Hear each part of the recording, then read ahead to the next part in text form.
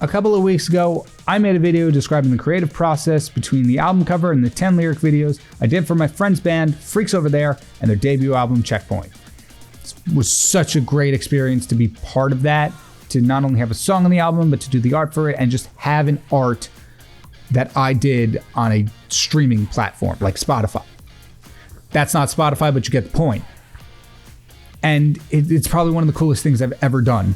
But it doesn't stop there because Freaks Over There is back and they just released a new song called Laundry and Taxes today, provided this video comes out and you're watching it on August 1st, 2023. But the point is, I got to do the cover art for it and I want to take you through the creative process of that as well because, well, I love myself a good Photoshop time lapse. Let's get started.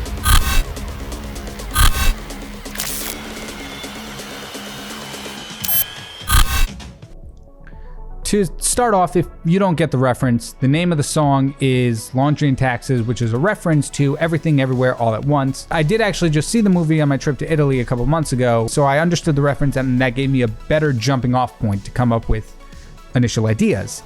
And this is the part of this video that I want to highlight the most, and the main reason I'm making this video is because we didn't go with my initial design. We went through a couple iterations until we got to what would be the final design. And I'm making this video to remind my future self and other artists that the initial design might not always be the best design. And there are going to be times when you do things and you spend a decent amount of time doing some things that don't end up in the final product. Something that as an artist I should know, but personally kind of messes with my head whenever it does happen, as you'll see later in this video. And I just have to, it's a way of looking at it where it's like, oh, I didn't waste time. I lived and learned. I found something that worked and I found something that didn't work. And that's why I really want to change my perspective on things like this to have a more positive outlook. The initial concept I had for the cover was to incorporate a mix of the visual depiction of the multiverse in the movie, along with the shattered glass effect that shows when characters are trying to access multiple realities. Making the multiverse part of it wasn't too hard. It was just simple shapes of circles and lines, so as you can expect, took a circle, made a smaller circle inside of that, and then copy and randomly place them all around at different sizes. And honestly, the hardest part was just being random with it. Because, for example, in the movie, there are some areas where one node is surrounded by a whole bunch of smaller nodes, while the rest of the general multiverse is rather scattered around, as in to say there's not like any rows or straight diagonals that you can just go, oh, just trace with your finger. And this isn't something new for me. Being random in art has always been a struggle for some reason, because you want it to look random, but you also have to be careful because you're only working in 2 dimensions, meaning at some point, depending on how many you put, they are going to start looking like rows and columns at some point, but you also want to put in enough aspects to get the point across. It happens a lot, especially when I'm doing things like stars, if I'm not like generating a star field through like Photoshop layers, like if I'm going hand by hand, doot, doot, doot, doot, doot. Point being, trying to be random is actually a lot harder than you'd expect. And the same thing went with the lines. I wanted some nodes to have multiple branching paths, but at the same time, I didn't want every node to be connected to all the other nodes. And I didn't want to have a lot of cross lines either without a node in the center. Like I said, being random was the hardest part. But once all that randomness was meticulously and thoughtfully laid out, I differentiated the main path from the connecting ones by making a custom brush to draw a dotted line instead of a solid one. And then I made just everything look a little cooler by adding glow to the different paths and having the main yellow path we look at fade from a red to a yellow from the central node. And with that, the multiverse was completely done. Not that that would mean anything going forward, unfortunately. But like I said, it's all about living and learning. I brought the multiverse into the main file and played around with perspective, trying to decide if I liked a head-on approach or a skewed approach better, because I wanted to cut off the sides and add in pictures of Tara on both sides, kind of like different dimensions, and I was going to use colors to differentiate that. But speaking of pictures of Tara, I started this project before I had those images on hand, so I decided to just put in a couple of placeholders for now until I got those images. They're beautiful, I know.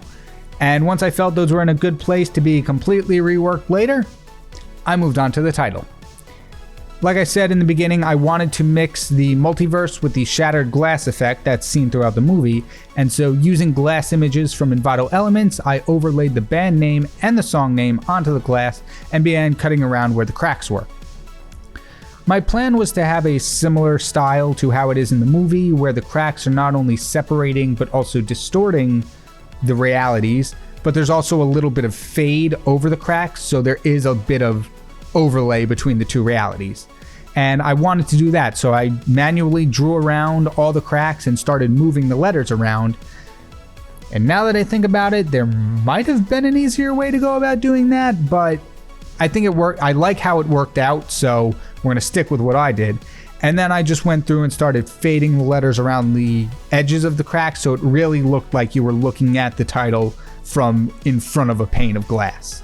But this is where things started to turn and where I decided to go off into different designs.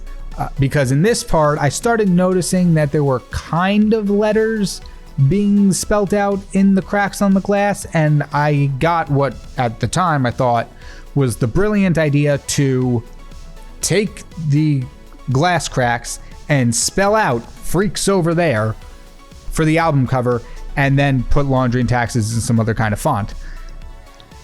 And I'd show you what I did, but Photoshop crashed multiple times, and at this point my computer was running out of space, so I couldn't work on it and record at the same time, at least later in the process. I do have this one clip from when I started that design where you can see all I'm doing is placing the glass and waiting, and placing the glass and waiting, and placing the glass and swearing because the program crashed, like I mentioned.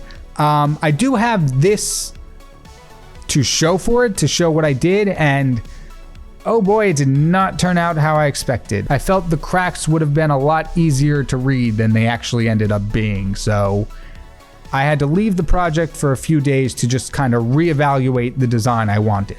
But when I did come back to the project, it was after we hung out, so I had the pictures of Tara and Father Rhyme, who was also featured on the track. And while I don't have any BTS footage of this, because we were really working with a skeleton crew for the photography of it, I had this light stick that's able to change different colors.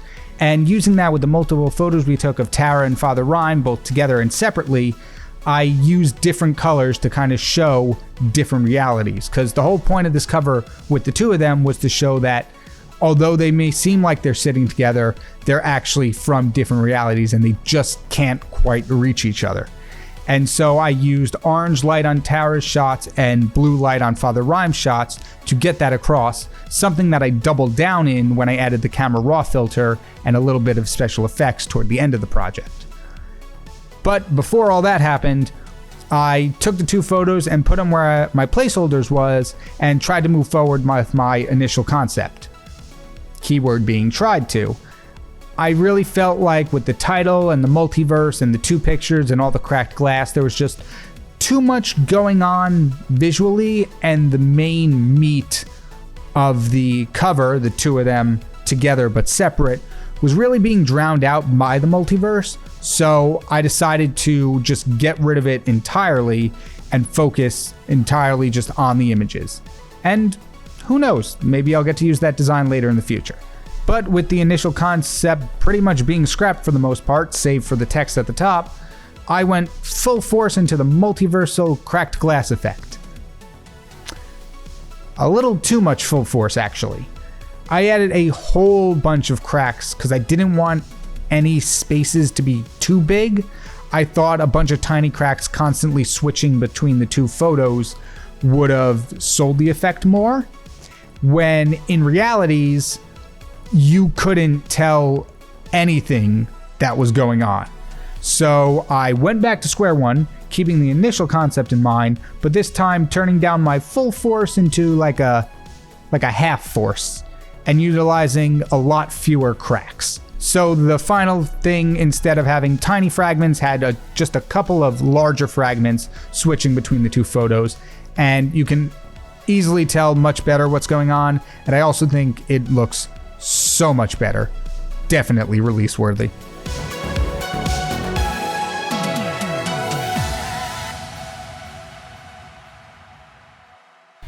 And there we have it, the cover art for Freaks Over There's newest single, Laundry and Taxes. The song is out now if you want to go check it out. I think it's great. I love the song, but I also have to mention that I did have a hand in helping write it, so a little bit of personal bias.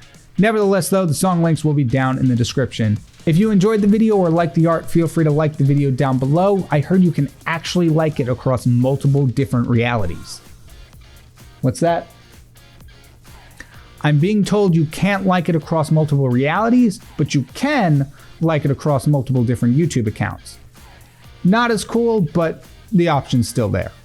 And if you want to see more work that I've done for Freaks Over There, I have a video with the entire creative process for their first debut album called Checkpoint, where I go through the band logo, the cover art, and the 10 lyric videos I did for each and every track. That'll be on the top, other Photoshop stuff at the bottom, and that's all I got for you today. I'm KyngPin Creations, and I'll see you in the next video. Take care, everybody.